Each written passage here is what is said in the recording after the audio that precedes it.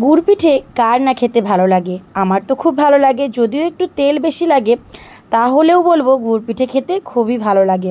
এটা চাল দিয়ে বানানো, ময়দা আর সুজি দিয়ে নয়, কিন্তু অসাধারণ হয়েছিল। একদম লুচির মতনই ফুলেছিল। আর এইখানে দুই জায়গাতেই দেখুন পিঠে রাখা রয়েছে। এগুলো চিনি দিয়ে তৈরি, হাঁড়িতেও কত পিঠে রয়েছে, চালাতেও রয়েছে। আর পিসিমণি ভাজছে এইখানে গুড়ের পিঠে, গুড় দিয়ে। পিসিমণি এখানে ভাজছে কারণ পিসিমণি ঠাকুর আনতে যায়নি, আগে মাসিমণি আর মামিরা ভাজছিল। মাসিমণি আর মামি ঠাকুর আনতে গেছিলো, পিসিমণি যেহেতু পায়ের প্রবলেম পিসিমণি যায়নি, তাই এখানে গুড় দিয়ে পিঠেগুলো পিসিমণি ভেজে নিচ্ছে। তো আপনাদেরকে চলুন দেখাই কত সুন্দর হয়েছে গুড় পিঠেগুলো। গুড় পিঠেগুলো তো একদম দুখোল হয়ে ফুলেছে আর সাদা ধপধপ করছে, দেখতেই পাচ্ছেন।